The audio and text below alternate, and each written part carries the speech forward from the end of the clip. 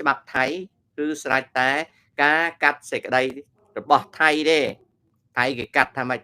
ហើយយើងដឹងហើយប្រព័ន្ធយុត្តិធម៌ថៃវានៅក្រោមឥទ្ធិពលរបស់អាមាត្យទោះបីវាថាវាឯករាជ្យក៏ដោយរដ្ឋតុលាការធម្មនុញ្ញមិនដែលហ៊ានក្អកជាមួយនឹងអាមាត្យទេមិនដែលហ៊ានក្អកជាមួយនឹងកងទ័ពទេដូច្នេះហើយយើងមើលឃើញអញ្ចឹង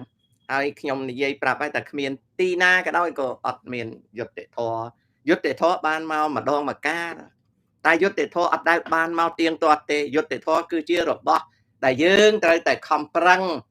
រកវាតែឲ្យវាមានចាំយើងឲ្យយុត្តិធម៌យើងនឹងក្នុងជីវិតយើងគ្មានយុត្តិធម៌ទេវាទាល់តែយើងស្វះស្វែងរកវាដោយ Donald Trump គេប្តឹងជាខំប្រឹងទៅបើអស់លុយជាប់គុកទៅអាហ្នឹងចឹងចំណែកផែថោងឋានវាអត់មានខុសអីទេវាជាក្មេងម្នាក់ឡើងធ្វើនាយករដ្ឋមន្ត្រីតាមការពិតរឿងទាំងអស់ហ្នឹងបើនិយាយទៅវាជាក្មេងស្រីអភ័ព្វទោះបីវាមានលុយប្រមាណលានបាតក៏ដោយវាជាក្មេងស្រីអភ័ព្វដែលវារងទុក្ខវេទនានេះដែលធ្លាក់ខ្លួននេះអាចនឹងជាប់គុកជាប់ច្បាក់នេះដោយសារតែឪពុករបស់វាថាក់សិនឈិនវត្តនោះហើយអាថាក់សិនឈិនវត្តហ្នឹងខ្ញុំសង្ស័យថាតម្រេះជិះកឯងខ្ញុំសង្ស័យថាវាជាតម្រេះជិះកឯងខ្ញុំមើលទៅpopularity support ហ្នឹងណាការគ្រប់គ្រងលើប្រជាប្រិយភាពរបស់ថាក់សិនហ្នឹងវារិចរិលមនុស្សយើងល្បីតែម្ដងឯងវារិចរិលបើវារិចរិលទៅលើកនេះវាជន់វាតម្រេះជិះកឯងណាបាទវាជារបៀបតម្រេះជិះកឯងសួស្ដី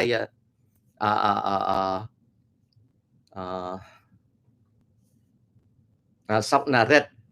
ថៃគៀងម៉ៅរិទ្ធ knowledge SB នូសាំងសំណាងសុយ gaming property វិរៈសរិទ្ធផាន់សុធាព្រំរាជធីតាសូវណ្ណរលេបរតនជី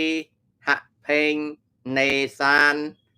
សើងនេឋានសើងសុំថាវិន That Love Lee Kane Richard ចន្ទដានួនគុណណារោសុកប៊ុនដាសុភគង្គធាលតាងកាន់ថុលអញ្ចឹងខ្ញុំបញ្ជាក់ម្ដងទៀតថាច្បាប់វាខុសៗគ្នាបើនៅស្រុកខ្ញុំអ្វីដែលវាកើតឡើងជាកំហុសរបស់អ្នកទម្លាយសម្លេងទេចំណែកនាយករដ្ឋមន្ត្រីវាអត់មានកំហុសទេប៉ុន្តែនៅស្រុកថៃច្បាប់គេផ្សេងដូច្នេះហើយច្បាប់គេផ្សេងគឺ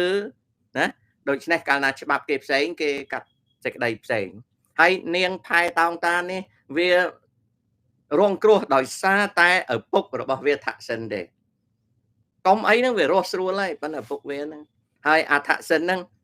វាតម្រេះជិះកឯងខ្ញុំចេះតែនឹកឃើញថាប្រហែលជាវាត្រូវគេខ្ចប់ណាត្រូវគេខ្ចប់ពីព្រោះវាតម្រេះជិះកឯងអាហ្នឹងរឿងអាថាក់សិនណារឿងអាថាក់សិនហ្នឹងបើវាចូលមកស្រុកថៃហើយវាលៀងដៃឈប់តាក់តងហើយវាទៅនិយាយប្រាប់តាហ៊ានថាកូនស្រីវាហ្នឹងក៏ក្មេងខ្ចីហើយអញ្ចឹងវាបបួលពួកគណៈបកអាមាត្យឲ្យចូលរួមបង្កើតរដ្ឋាភិបាលអីចឹងហើយវាកុំដាក់កូនស្រីវាជានាយករដ្ឋមន្ត្រីវាយកនរណាទៀតនៅក្នុងភឿថៃហ្នឹងដែលមានតំណែងនងជាមួយអាមាត្យអីក៏វាកំដរឆាកនយោបាយដោយវាអត់ប៉ះពាល់នយោបាយរហូតដល់បោះឆ្នោតលើកក្រោយអាមាត្យក៏វាអត់មានរឿងរ៉ាវអីហើយគ្រួសារវាក៏កិច្ចរួចក៏ប៉ុន្តែវាតម្រេះជីកឯងណាបងប្អូនតម្រេះជីកឯងបាទនេះគឺជាតម្រេះជីកឯងអាហ្នឹងរឿងដែលខ្ញុំមើលឃើញហ្នឹងអញ្ចឹងឥឡូវនេះសភាពការនយោបាយថៃវាសួរថាតើនៅពេលដែលរដ្ឋាភិបាលហ្នឹងវាមិនដំណើរការតើប្រទេសថៃមានផលវិបាកអ្វីផលវិបាកមានដូចតទៅផលវិបាកដែលនិយាយរួមហ្នឹងគឺផលវិបាកសេដ្ឋកិច្ចដោយសាររដ្ឋាភិបាលរវល់នឹងការគៀបសង្កត់រដ្ឋាភិបាលអត់សូវមានឱកាសធ្វើកិច្ចការលើដំណោះស្រាយបញ្ហាសេដ្ឋកិច្ចថៃ ដែលបញ្ហាសេដ្ឋកិច្ចថៃកំពុងតែអោនភាពក្រោម 2% នៃកំណើន GDP អញ្ចឹងអ្វីដែលវាខូចខាតលើប្រទេស Thailand គឺការខូចខាតណាគឺការខូចខាតផ្នែកខាងសេដ្ឋកិច្ចការខូចខាតខាងផ្នែកសេដ្ឋកិច្ចខូចខាតខ្លាំងណាខូចខាតសេដ្ឋកិច្ចខ្លាំងនេះគឺជាបញ្ហាដែលកើតឡើងនៅ Thailand ចំណែករឿងទឹកដីអីអានឹងជាលទ្ធិជាតិនិយមថៃទេជាលទ្ធិជាតិនិយមថៃដែលកើតមកតាំងពីមុនបដិវត្តសៀម1932ដូចខ្ញុំនិយាយម្សិលមិញហ្នឹងមានពាក្យពីរម៉ាត់មួយគេហៅ Royal Nationalism រាជាជាតិនិយមមួយទៀតគេហៅថា Thai Nationalism ជាតិនិយមថៃ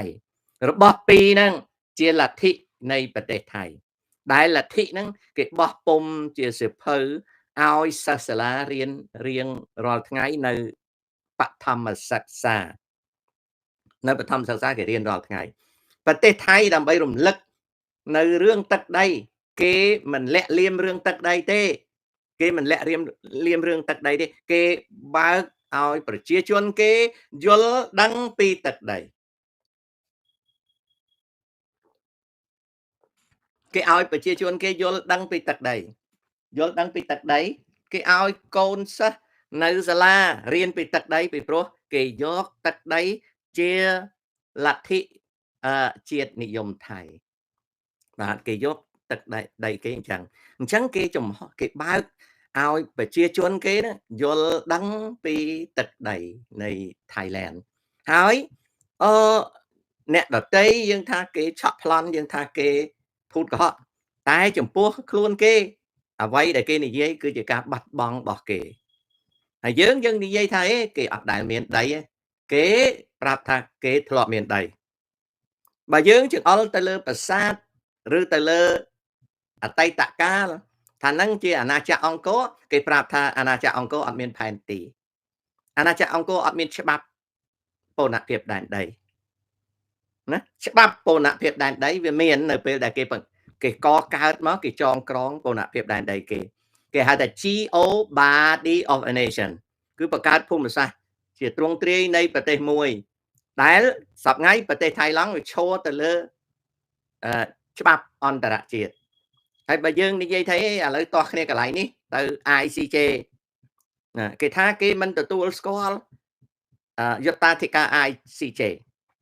ដល់យើងថាគួរឲ្យខ្មាស់ណាបើអ្នកឯងមិនមែនជាចោរលួចខ្ញុំទេមិនក៏អ្នកឯងមិនហ៊ានទៅតុលាការគេប្រាប់ទៅវិញថាមេត្រាទីប៉ុណ្ណេះនៅក្នុងលក្ខន្តិកៈណាមេត្រាទីប៉ុណ្ណេះនៅក្នុងលក្ខន្តិកៈនៃតុលាការអន្តរជាតិគឺមានប្រទេសជាង100បាទមានប្រទេសជាង100ដែលគេថាមានប្រទេសជាង100ដែល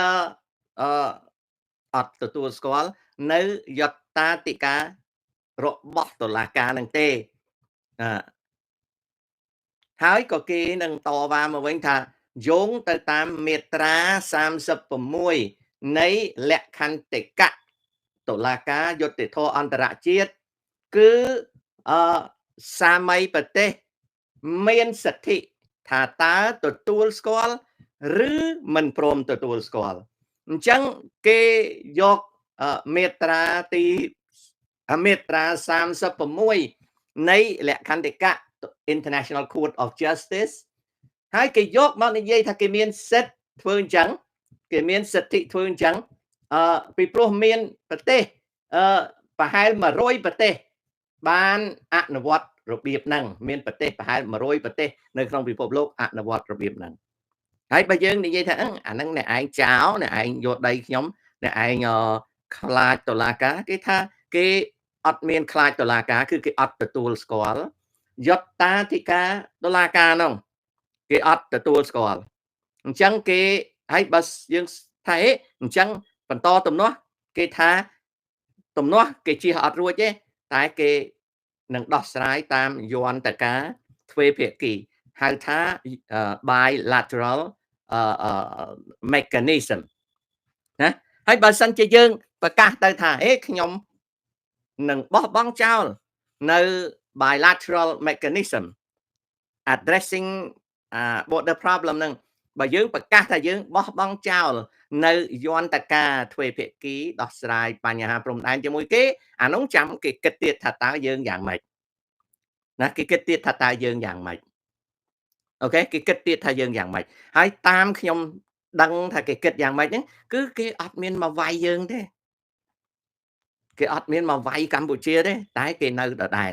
ហើយកាលណាគេនៅដដែលហ្នឹងគេចិញ្ចឹមបញ្ហាហ្នឹងរាប់សិបឆ្នាំ10ឆ្នាំ20ឆ្នាំ30ឆ្នាំ40ឆ្នាំ50ឆ្នាំអាចដល់100ឆ្នាំគេចិញ្ចឹមបញ្ហាហ្នឹងឧទាហរណ៍ថាឥឡូវតាមន់ខ្ញុំមិនដឹងថាមន់តូចឯក៏មន់ធំទេណាតែឥឡូវហ្នឹងមន់ហ្នឹងវាមានគេហៅថាអឺការដាក់ទាហានថៃនៅត្រង់ណាហើយដាក់ទាហានកម្ពុជានៅត្រង់ណាគេនៅដាក់អញ្ចឹងគេដាក់អញ្ចឹងហើយបើយើងគិតថាទំនាស់4ចំណុចមុំ3តំន់តូចតំន់ធំតាក្បីហ្នឹងវាអត់ដោះស្រាយបានគេមិនខ្វល់អញ្ចឹងទេគេទុកឲ្យមិនដោះស្រាយអញ្ចឹងទៅ10ឆ្នាំ20ឆ្នាំ30ឆ្នាំ40ឆ្នាំហើយចុះបើថ្ងៃណាមួយវាទង្គិចគ្នាមកប្រាវពីប្រាវក៏វាមានទៅហើយកាលណាវាមានskirmishes យើងឡើងតុលាការអន្តរជាតិគេថាគេអត់ទទួលស្គាល់យុត្តាធិការគេទទួលស្គាល់តែការដោះស្រាយទ្វេភាគីសួរថាយើងទៅធ្វើអីគេបានធ្វើបានតែមួយមុខគឺច្បាំងបើសិនជាយើងច្បាំងមុនទៅវាយគេក៏មិនខ្លាចវាយយើងណាអញ្ចឹងគេចិញ្ចឹមណាគេចិញ្ចឹមណាគេចិញ្ចឹមទៅវាយទៅហ្វីលីបបើក្មួយឯងវាប្រកែក្មួយឯងបានតែនិយាយក្មួយឯងមានទៅធ្វើណាថៃក៏វាដឹងអញ្ចឹងវាចិញ្ចឹមព្រំដែនហ្នឹងឲ្យនៅអញ្ចឹងរហូតទៅពីព្រោះវាមានគោលដៅវាថាបើវាចិញ្ចឹមអាហ្នឹងណាបើវាចិញ្ចឹមអាហ្នឹងវាគិតថាវាមិនខាតទេបើវាមិនចំណេញក៏វាអត់ខាតដែរហើយវាមានលទ្ធិជាតិនិយមថៃដែលរបស់អស់ហ្នឹងជាធម្មពលនៃលទ្ធិជាតិនិយមថៃបើនិយាយពីការបណ្ដុះបណ្ដាលលទ្ធិជាតិនិយមថៃគឺអត់មានខាតទេវាចំណេញលទ្ធិជាតិនិយមដូច្នេះអ្វីដែលខ្ញុំសួរហើយឆ្លើយនេះគឺចង់ឲ្យប្រិយមិត្តនឹងយល់ដឹងពីនយោបាយថៃអ្នកអត់ចេះស្ដាប់ខ្ញុំភ្លើទៅថាខ្ញុំហ្នឹងកាន់ជើងថៃអីខ្ញុំចង់លេបត្រដាងអំពីនយោបាយថៃណាបងប្អូនស្ដាប់តនេះខ្ញុំលេបត្រដាងពីនយោបាយថៃប៉ុន្តែតិចភ្លើថាខ្ញុំកាន់ជើងថៃខ្ញុំអត់មានកាន់ជើងថៃទេខ្ញុំនិយាយអំពីថៃគិតយ៉ាងម៉េចថៃវាគិតអញ្ចឹងតែបើកម្ពុជានឹងអាចបានជោគជ័យឲ្យតុលាការអន្តរជាតិនឹងកាត់សេចក្តីតំន់តូចតំន់ធំតាកបីឬក៏មុំបីបើសិនណាជាកាត់ចេញមកថៃអាចអនុវត្តតាមសាលក្រមនៃសេចក្តីរបស់តុលាការអន្តរជាតិដោយថៃព្រមអនុវត្តនៅព្រះវិហារអញ្ចឹងតែជំហររបស់ថៃគឺអត់ទទួលស្គាល់ទេអត់ទទួលស្គាល់យុត្តាធិការតុលាការទេធ្វើម៉េចឲ្យតែកម្ពុជាបានអាសាលក្រមនឹងមកបើឈ្នះបានសាលក្រមអាហ្នឹងថៃវាដកចេញពីកន្លែងហ្នឹងឧទាហរណ៍ថាឥឡូវហ្នឹងខ្ញុំមិនដឹងថាតំន់តូចតំន់ធំអាណាជាន់អាណាខ្ញុំអត់ដឹងទេគ្រាន់តែដឹងថាបើកាត់សេចក្តីទៅខាងកម្ពុជាហ្នឹងបានសាលក្រមឈ្នះក្តីពីតុលាការអន្តរជាតិពិតប្រាកដអានោះថៃខ្ញុំជឿថាវាអនុវត្តតាមសាលក្រមវាអត់មានតែច្បាំងទេហើយដល់វាដកថយទៅខាងកម្ពុជានេះឈ្នះទៅចំណែកវាគិតយ៉ាងម៉េចវាសរសេរនៅក្នុងសៀវភៅរបស់វាបង្រៀនកូនចៅវាថាអានោះវាជា humiliation អានោះគឺជា humiliation គឺវាសរសេរប្រាប់កូនចៅវាថា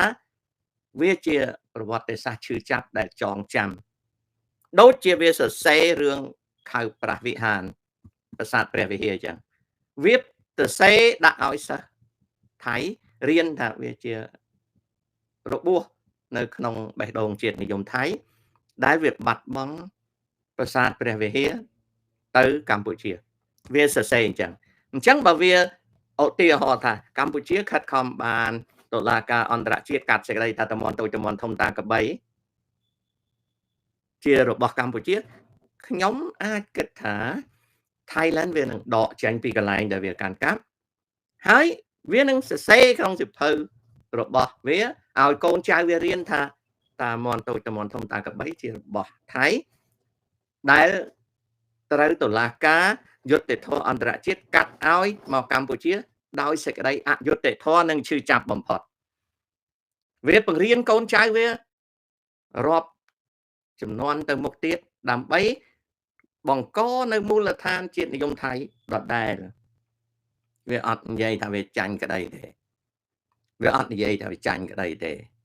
មិនបានខ្ញុំដឹងពីគំនិតហ្នឹងមិនមែនគ្រូទាយទេខ្ញុំធ្លាប់អានសៀវភៅរបស់មុំសេនីយ៍ប្រមុខណារបស់មុំសេនីយ៍ប្រមុខណារបស់មុំសេនីយ៍ប្រមុខហើយអ្នកណាដែលជាអ្នកណាជាមុំសេនីយ៍ប្រមុខហ្នឹងគឺដូចគាត់ស្លាប់ហើយមុំសេនីយ៍ប្រមុខហ្នឹងខ្ញុំមិនដឹងថាគាត់នៅរស់ហើយស្លាប់ទេណាអាចវាចាស់មែនតើហើយណាអាចចាស់មែនតើហើយឬក៏យ៉ាងណាទេគាត់ហ្នឹងសេនីយ៍ប្រមុខខ្ញុំឲ្យមើលរូបថតគាត់ចាស់ហើយមិនដឹងយ៉ាងណាទេមើលខ្ញុំឲ្យមើល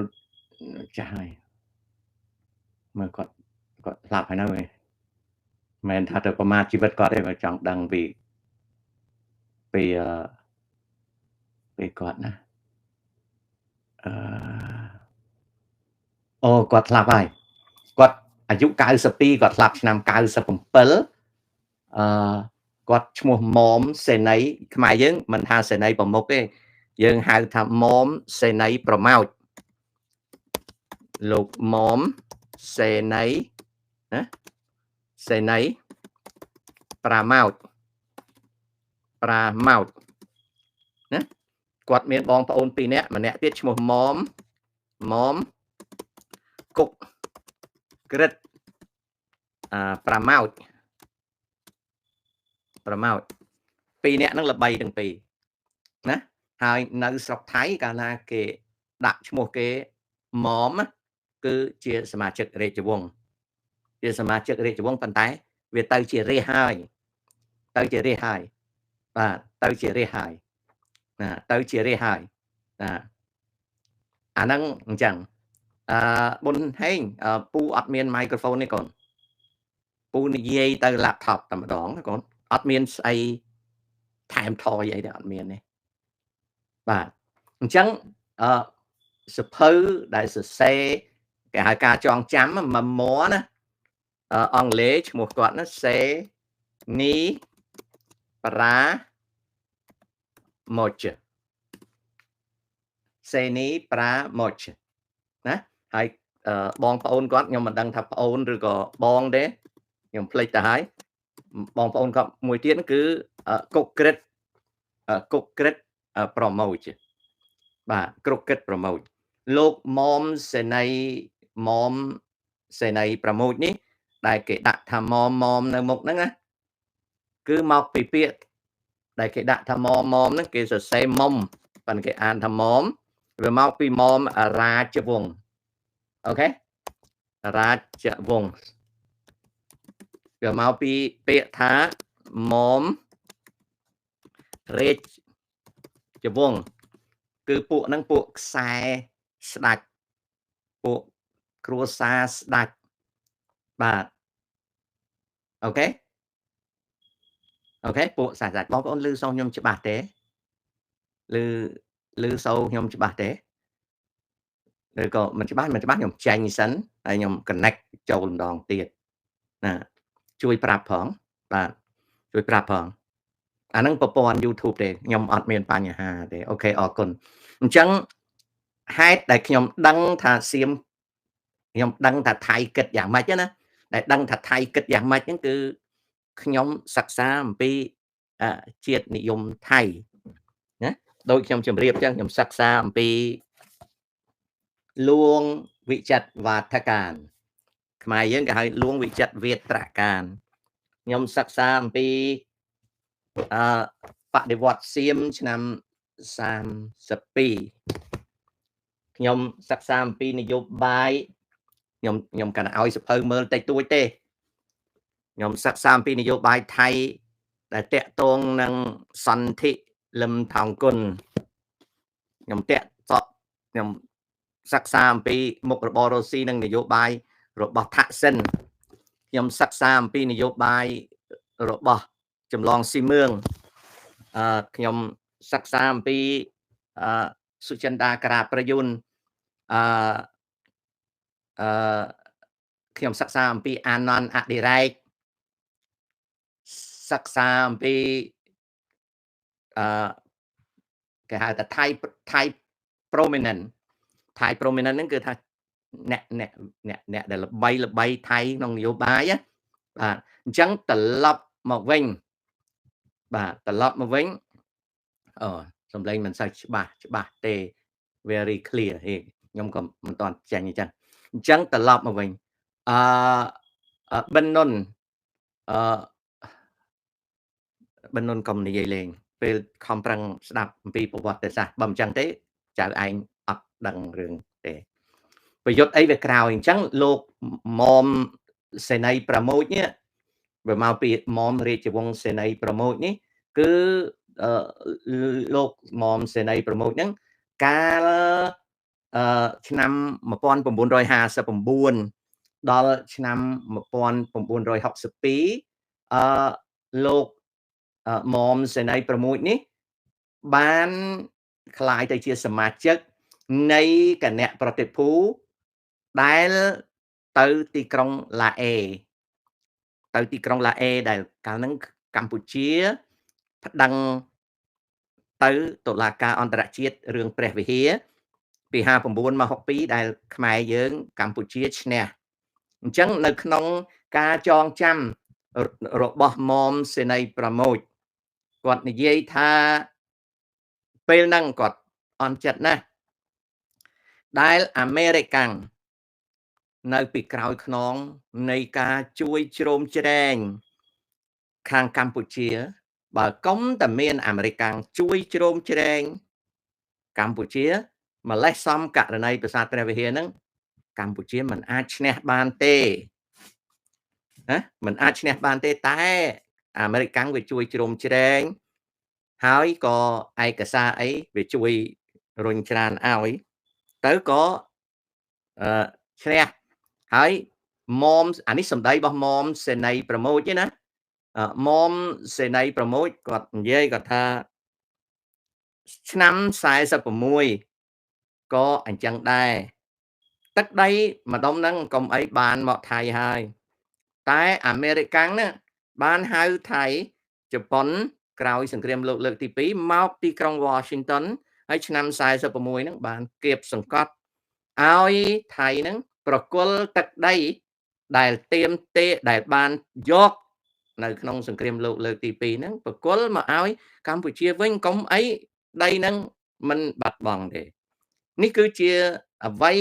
ដែលសរសេរក្នុងការចងចាំរបស់មុំសេនីប្រមូច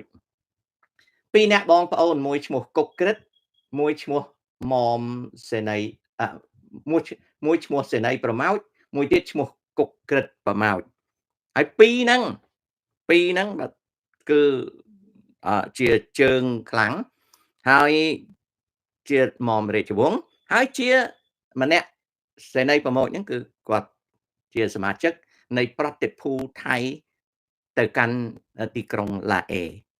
សម្ដេចសៀនុស្គាល់រំសៀហ្នឹងច្បាស់ពីដើមឡើយខ្មែរយើងឮសូរពាក្យមុំសេនីប្រមូចហ្នឹងគេដឹងភ្លាមគេដឹងថាគឺជើងខ្លាំងថៃមួយ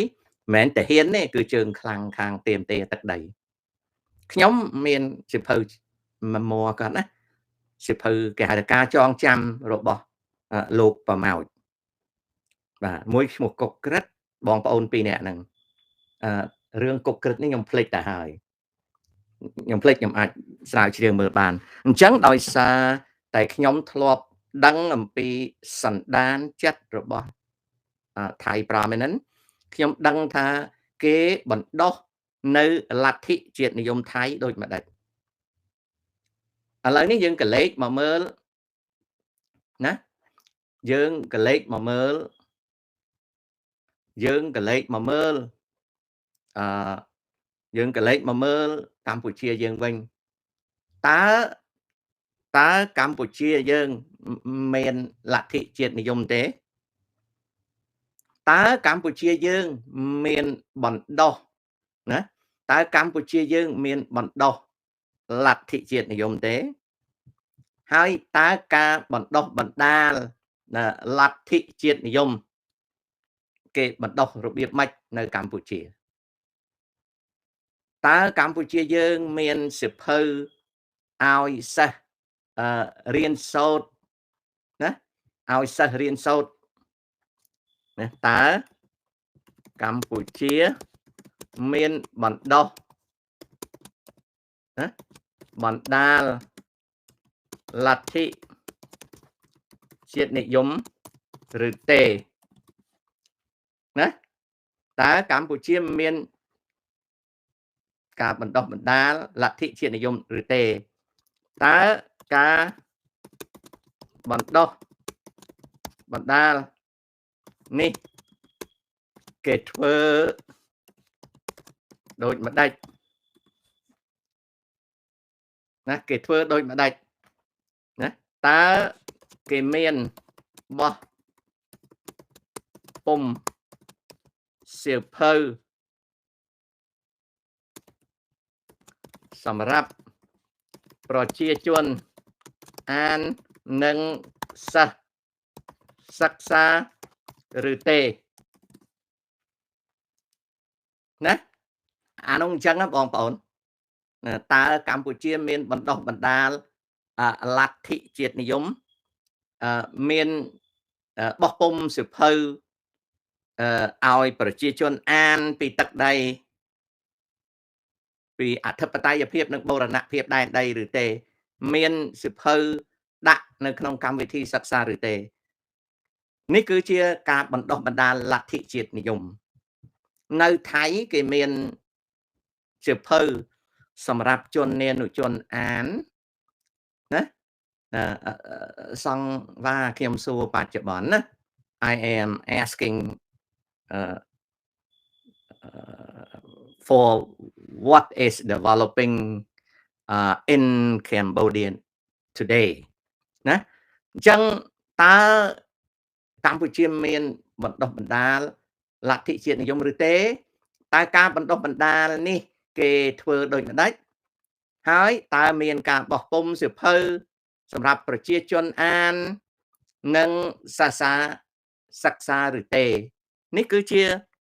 អ្វីដែលយើងគួរគិតណាគឺគួរគិតអញ្ចឹងនៅប្រទេសថៃគេមានសៀវភៅច្រើនដែលខ្មែរយើងថាជាការខ្លែងបន្លំប្រវត្តិសាស្ត្រខ្ញុំនិយាយសារជាថ្មីឡើងវិញណាយើងខាងខ្មែរថាទឹកដី36ខេត្តឬក៏ប្រមាណខេត្តទេសុទ្ធតែជាដែនដីរបស់ខ្មែរដែលសៀមយកទៅសំណួរសួរថាតើយើងមានសៀវភៅដែលយើងអាចរកអានបានបញ្ជាក់អំពីខេត្តដែលបាត់បង់36ទៅ Thailand នឹងឬទេយើងសួរខ្លួនយើងតើការរៀបចំទឹកដីរបស់ថៃដែលពីដើមហៅថាសៀមមកដល់ឆ្នាំ1864នៅពេលដែលបារាំងដាក់អាណានិគមនិយមលើកម្ពុជាតើទឹកដីព្រំដែននៃប្រទេសកម្ពុជាយើងមានសៀវភៅទេយើងមានសៀវភៅឧទាហរណ៍យើងលើករឿងដែលកើតឡើងនៅជំនាន់1907ណាក្រោយពីយើងកើតឡើង1907យើងពិនិត្យមើលថាតើកូនខ្មែរស្គាល់ព្រំដែនស្រីសុភ័ណ្ឌឬទេតើកូនខ្មែរស្គាល់ព្រំដែនហើយនឹងខេត្តម្លូព្រៃឬទេ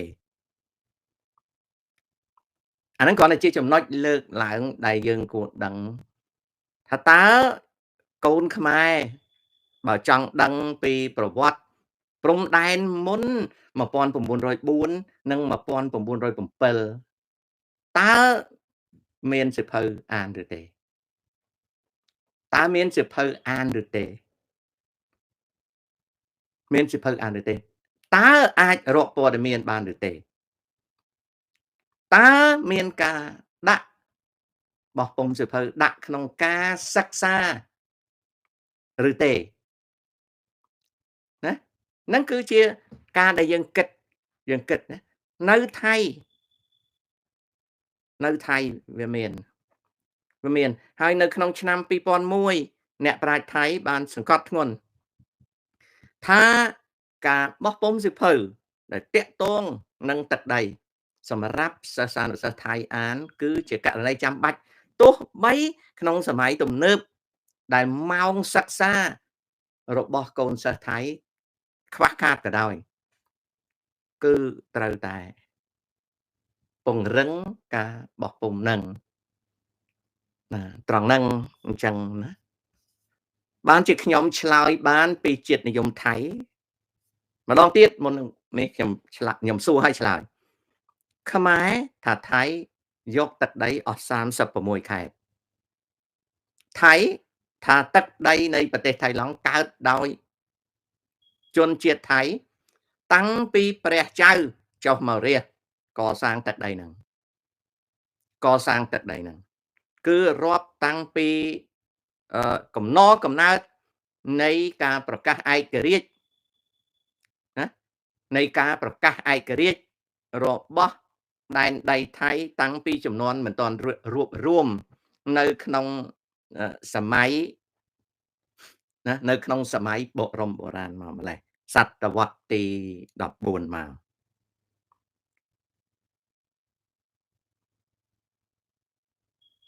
ហ្នឹងអញ្ចឹងថៃគេនិយាយអញ្ចឹងនៅពេលដែលខ្មែរនិយាយថាថៃបានច្បាមយកដីខ្មែរអស់36ខេត្តណាអូខេខាងថៃអត់និយាយអញ្ចឹងទេខាងថៃនិយាយថាទឹកដីនៃប្រទេសថៃពីបុរាណហៅថាសៀមវាចាប់ផ្ដើមពីការប្រកាសឯករាជ្យនៅលើទឹកដីណានៅលើទឹកដីដែលមិនទាន់ឯកភាពដល់ក្រោយមកនៅក្នុងសម័យទំនើបគឺសម័យរតនកោសិនដែលមានស្ដេចសោយរាជ្យ10នេះទឹកដីនៃប្រទេសថៃឡង់នៅក្នុងរជ្ជកាលទី4សម្ដេចព្រះចៅមហាមកុដព្រះអង្គបានសរសេរសៀវភៅបកប្រែចេញទៅជាភាសាអង់គ្លេសបង្ហាញអំពីគេហៅថាមឿងសយ៉ាមគឺជាសៀវភៅដែលចង្អុលបង្ហាញពីទឹកដីនគររបស់សៀមហៅមឿងសយ៉ាមនៅក្នុងសៀវភៅរបស់ព្រះចៅរាមាទី4បានបង្ហាញថាដូចម្ដេចហៅថាមឿងមានន័យថាម៉េចខ្លះណាមឿងសយ៉ាមនៅក្នុងទីនោះសម្គាល់អីដល់មកក្រោយបដិវត្តឆ្នាំ1932អ្នកជាតិនិយមថៃនិយាយអំពីប្រទេសថៃគឺជាអ្វីមានអ្វីហើយមកដល់ទសវត្សរ៍ឆ្នាំទី80មាន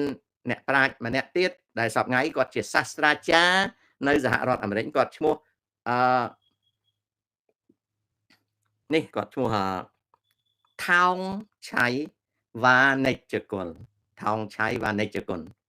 គាត់ជាអតីតប្រធានយុវជនយុវនារីកុម្មុយនីសថៃឡែនដែលរាជការថៃចាប់គាត់បានកាត់ទោសគាត់ក្រោយមកព្រះចៅទី9លោកលើកលែងទោសហើយក៏ចេញទៅរៀនបានបរិញ្ញាបត្របណ្ឌិតក៏បានសរសេរនៅកម្រងសៀវភៅមួយដាក់ឈ្មោះថាសាយ៉ាម map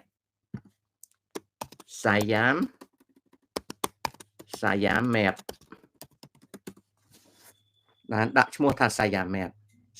map នេះគឺសរសេរអរគុណ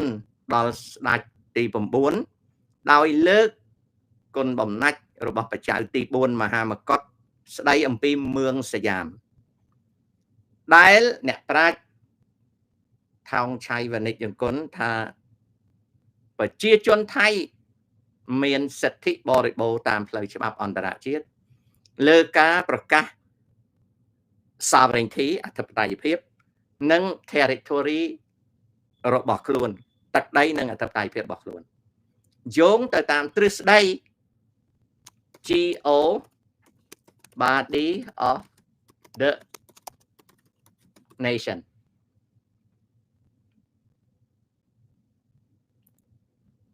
យើងងាកមកខ្មែរយើងវិញណាយើងងាកមកខ្មែរយើងវិញតើខ្មែរយើងមានការចងក្រងសិភៅបាត់ខេត្ត36ទេបាត់ពេលណាខេត្តណាបាត់អង្កលក្នុងសង្គ្រាមអីយ៉ាងម៉េចមានទេអាហ្នឹងមួយយើងព្យាយាមសិក្សាទី2នៅក្នុងសម័យទំនើបពេលបារាំងចូលមកមុនបារាំង1860តើទឹកដីប្រទេសកម្ពុជាមានសភាពដូចម្ដេចព្រំដែននៅឯណាអីដល់មក1860ក្រោយមកតើបារាំងជាមួយនឹងសៀមមានព្រឹត្តិការណ៍អ្វីកើតឡើងរឿងទឹកដីណាមានអ្វីកើតឡើងរឿងទឹកដីណាមានអ្វីកើតឡើងរឿងទឹកដីហើយទឹកដីប្រែប្រួលយ៉ាងម៉េចរហូតដល់1946ណា1946ដល់ក្រោយពី1946រហូតដល់1953កម្ពុជាទទួលឯករាជ្យតើទឹកដីនៃប្រទេសកម្ពុជាប្រែប្រួលយ៉ាងម៉េចយើងមានសិភៅទេយើងសិក្សាស្រាវជ្រាវរកសិភៅរកផែនទីរកកំណត់ច្បាស់លាស់ហើយនឹងយើងស្វែងយល់ថានៅក្នុងកម្មវិធីសិក្សាពី1953ដល់1970ពី70មក75ពី75មក79ពី79មកដល់91ពី91មកដល់ឥឡូវតើកម្មវិធីសិក្សានៅកម្ពុជាមានឲ្យកូនខ្មែរមានឱកាសបានរៀនសូត្រអំពីទឹកដីនោះដូចម្ដេចឬទេណាតើមានយ៉ាងម៉េចឬទេត្រង់នេះយើងត្រឡប់ទៅគិតអំពីលទ្ធិជាតិនិយមតើលទ្ធិជាតិនិយមថៃគេយល់យ៉ាងម៉េចតើលទ្ធិជាតិនិយមវៀតណាមយល់យ៉ាងម៉េចតើលទ្ធិជាតិនិយមខ្មែរយល់យ៉ាងម៉េចត្រង់ហ្នឹងដែលធ្វើឲ្យយើងយល់បានណាត្រង់ហ្នឹងដែលធ្វើឲ្យយើងយល់បានអំពីជាតិនិយមណាជាតិនិយមនិងអធិបតេយ្យណាដែលធ្វើឲ្យយើងយល់បានពីជាតិនិយមនិងអធិបតេយ្យភាពត្រង់ហ្នឹងគឺជាចំណែកដែលកូនខ្មែរកាលណា Shelly they cut grass it's okay Shelly it's okay Shelly it's okay they do landscape គេមកថែទាំស្មៅឲ្យអញ្ចឹងទៅគេមកថែទាំស្មៅឲ្យដល់អញ្ចឹងទៅក៏ចៅនឹងវាមិនឲ្យអ្នកណាចូលភូមិវាទេបានទេចាអញ្ចឹងនៅក្នុងវគ្គនេះខ្ញុំលើកមកអធិប្បាយណាខ្ញុំលើកមកអធិប្បាយរឿងថៃនិងកម្ពុជាហើយខ្ញុំអធិប្បាយថាថៃគេប្រកាន់លទ្ធិជាតិនិយមថៃតើកម្ពុជាមានលទ្ធិជាតិនិយមឬទេតើការយល់ឃើញនិងយល់ដឹងរបស់ថៃលើលទ្ធិជាតិនិយមយ៉ាងម៉េចការយល់ឃើញការយល់ដឹងរបស់ខ្មែរលើលទ្ធិជាតិនិយមយ៉ាងម៉េចណា អញ្ចឹងខ្ញុំនឹងបន្តទៅភាគក្រោយទៀតនិយាយពីរឿងទឹកដីហើយនឹងលទ្ធិជាតិនិយមហ្នឹងចំពោះប្រិយមិត្តដែលចង់ស្ដាប់ខ្ញុំជួបគ្នា4នាទីទៀត